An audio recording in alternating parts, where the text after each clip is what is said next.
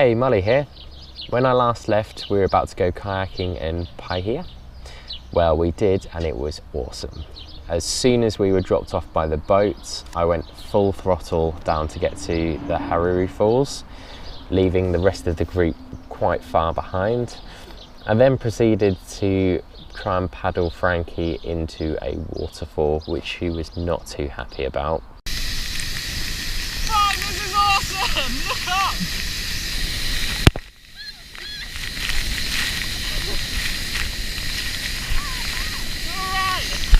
Then for a relaxing kayak downstream whilst the sun was setting. Our next few days saw us stop at Puketi Forest, then over Mangamuka Gorge, which was beautiful but took us 2 hours to get up one side. Look at what this hill has done.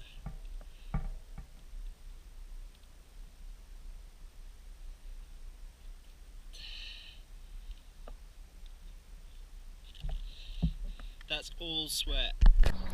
And literally 6 minutes to go down the other.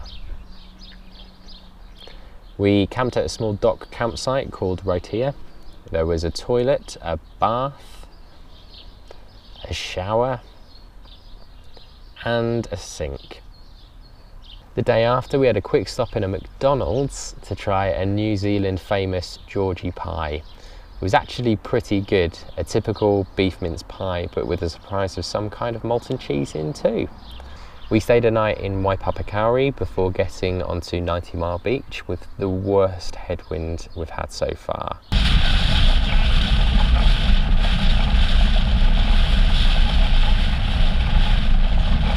The beach itself is only about 60 miles in total, and we jumped on about the 19 mile point. We managed to get about 30 miles before the sand got too soft to cycle on. So we stayed at the Bluff campsite, which was extremely windy and the tap water was brown. So good job I brought chlorine tablets and a water filter. We completed the rest of the beach after some sleep and had the next challenge of the Tapaki stream, which was pretty much wading through quicksand with a bike I can hardly lift. So it was totally worth it though. Massive sand dunes, big as mountains, I could hardly believe it. After pulling the muscles in my chest, we decided to take it easy for a few days and stayed in a place called Waitiki. We met with a huge group of guys on a massive fishing trip, so we partied late into the night. I feel like I've made quite a lot of new friends. Everyone was so welcoming and generous. In fact, everyone in New Zealand seems to be. After a day of resting, we left our gear at the campsite and headed up to Cape Ringa, which was really cool. A sacred place where the Maori believe the dead go to travel back to their homeland. There's a nice walk down to the lighthouse, and you could see the point where two oceans meet, the Pacific and the Tasman Sea. So two different colours of water meeting against each other, and whirlpools where the two currents met. We stopped at Pukenui on the way back and then got caught out by some serious rain and hail. It caused us to jump into a backpacker's lodge in Kaitaia. I'm glad we did too. The radiator dried out our shoes and the rain only got worse.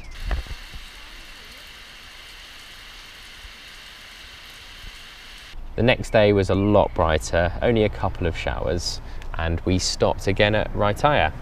And this is why I didn't want to camp on the other side of the river last time.